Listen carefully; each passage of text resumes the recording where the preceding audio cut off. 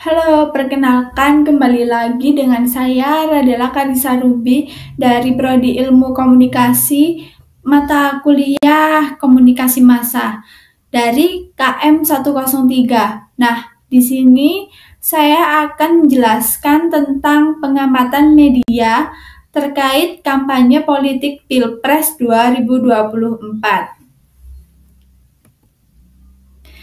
Yang pertama ada table of content. Jadi isi dari konten yang saya buat yang pertama yaitu penjelasan tentang topik yang akan dibahas yaitu tentang Pilpres 2024. Nah, yang kedua adalah hasil pengamatan atau opini pribadi saya setelah melakukan pengamatan media.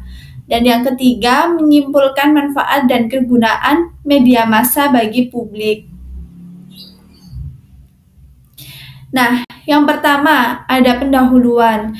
Jadi di sini saya akan membahas topik tentang seberapa berpengaruhnya pengamatan kampanye Pilpres 2024 di dalam media massa serta dengan kecanggihan era sekarang ini media massa berkembang dan dapat diakses dengan mudah via online seperti ada channel SCTV atau Kompas TV, terus media TV One, dan lain sebagainya.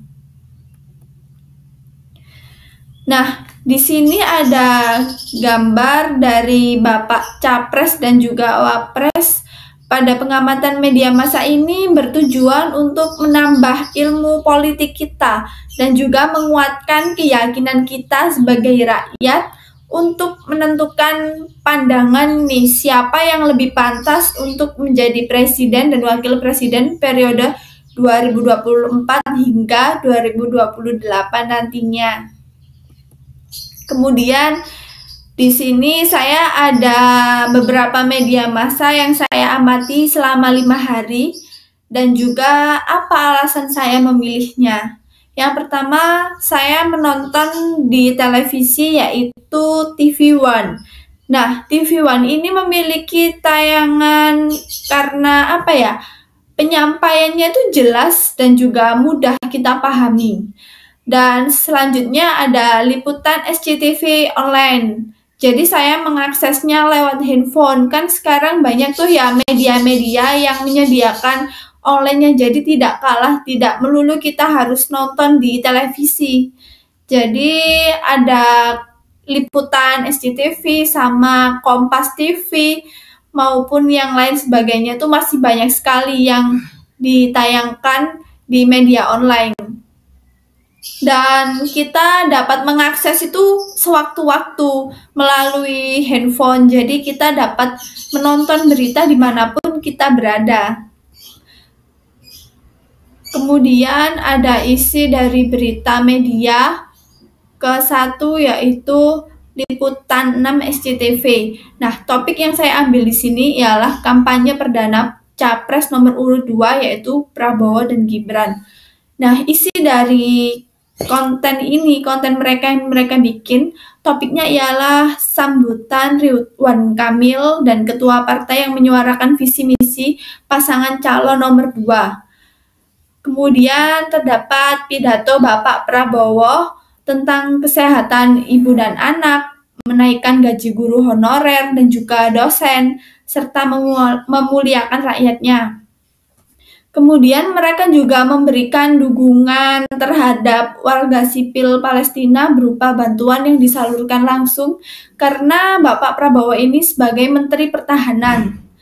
Dan kemudian beliau ingin Indonesia maju siapapun pemimpinnya nanti, dan itu adalah isi dari kampanye perdana di Tasikmalaya. Nah, lanjut yang kedua ada media TV One News. Nah, topik di sini mereka memiliki judul kampanye Pilpres 2024, Ganjar disambut warga Mataram. Nah, isi dari berita ini ialah pasangan calon nomor 3 berkampanye di Mataram, yaitu di Car Free Day di Jalan Udayana, Mataram. Beliau juga menyampaikan pidato dan isinya visi misi beliau sebagai pasangan calon presiden nomor 3 dan menyapa rakyat dengan ramah pada kampanye perdana, melakukan aksi pembagian kursi roda juga bagi disabilitas dalam rangka Hari Disabilitas Internasional. Nah, harapan beliau Indonesia akan maju lebih baik jika dipimpinnya kemudian. Kemudian ada media yang ketiga, yaitu Kompas TV. Topik dari media ini ialah kampanye perdana Anies Baswedan di Jakarta Utara, tepatnya di Tanah Merah. Isi dari berita ini menyampaikan bagaimana prosesnya beliau yang dimulai dari menjadi gubernur hingga menjadi cawapres sekarang. Capres. Nah, kemudian pidato Bapak Anies sendiri menyuarakan isi dan visi dan misinya dan juga harapannya bisa mengangkat Tanah Merah menjadi lebih baik. Karena beliau melakukan aksinya itu pertama dulu perjuangannya itu mereka melakukan di Tanah Merah dengan rombongannya. Jadi mereka pengennya itu Tanah Merah menjadi lebih baik dan juga menyekolahkan anak-anak agar tidak putus sekolah di Tanah Merah khususnya Jakarta Utara. Dan beliau juga memberikan amanat kepada warga di sana agar memilih pemimpin sesuai dengan hati nurani mereka sendiri. Kemudian ada berita media yang keempat, yaitu TV One. Nah, topik dari isi media ini pendapat Gibran tentang debat cawapres.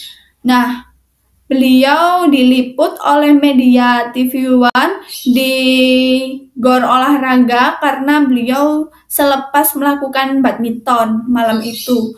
Kemudian Gibran menegaskan bahwa dirinya siap melakukan debat Pilpres 2024 nanti.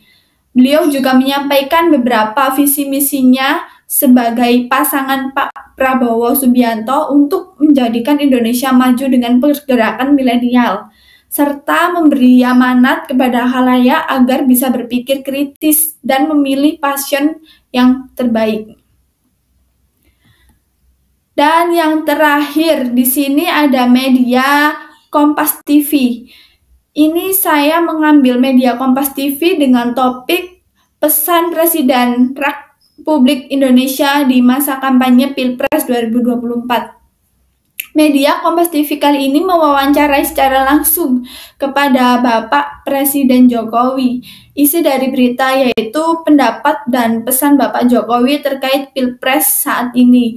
Beliau menyampaikan siapapun yang akan menjadi pasangan calon nomor urut 1, 2, 3, semuanya cocok karena sama-sama memiliki niat dan jiwa pemimpin yang baik.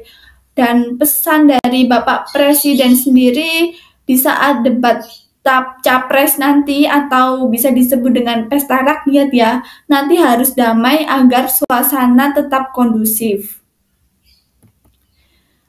Nah, dari 5 media tersebut, respon yang terjadi ialah yang pertama rasa ketertarikan saya sendiri terhadap politik, yaitu pasangan calon pemilu 2024. Kemudian yang kedua memunculkan rasa penasaran terhadap aksi-aksi tiap calon tersebut. Dan yang terakhir menguatkan saya sebagai khalayak atau rakyat Indonesia untuk menentukan pemilihan nanti di tahun 2024 bulan Februari. Kemudian yang terakhir ada opini atau pandangan pribadi. Jadi di sini opini yang saya jelaskan yaitu bahwa setiap pasangan capres dan wapres mempunyai visi misi terbaik mereka yang disuarakan kepada masyarakat sebagai penguatan hati terkait pemilihan 2024. Mereka pasangan calon memiliki keunikan yang berbeda dalam bertindak cepat atau aksi nyata mereka dan pedulinya kepada masyarakat Indonesia seperti yang dilakukan oleh ketiga calon. Kemudian sebagai pendengar berita, kita harus tetap selektif terhadap pilihan dan menggali informasi lebih dalam dan valid. apakah sudah benar mereka melakukan hal tersebut untuk meyakinkan khalayak. Jadi kita harus tetap menggali informasi agar kita tahu mana yang benar-benar tepat untuk kita pilih nantinya sebagai pemimpin bangsa Indonesia pada 5 tahun ke depan. Nah, itulah opini atau pandangan pribadi yang dapat saya sampaikan. Kesimpulan pengamatan media saat selesai melakukan pengamatan ini pada media semuanya, seperti TV analog maupun online, semua media memiliki peran yang sangat penting untuk meyakinkan penonton atau khalayak. Jadi kita harus mengikuti perkembangan berita politik. Tentu pemberitaan yang telah dibawakan oleh media itu akan memberikan dampak terutama bagi pemahaman audiens atau pendengar kepada pasangan calon presiden dan wakil presiden. Dan sebagai masyarakat Indonesia yang baik, kita harus bijak dalam memilih siapa yang paling tepat untuk menjabat sebagai pemimpin 5 tahun ke depan agar Indonesia menjadi bangsa yang lebih maju. Nah, itulah yang dapat saya sampaikan dengan pemaparan saya tersebut. Dan apabila ada kesalahan kata maupun kekurangan dalam pengucapan, saya mohon maaf yang sebesar-besarnya. Terima kasih. Wassalamualaikum warahmatullahi wabarakatuh.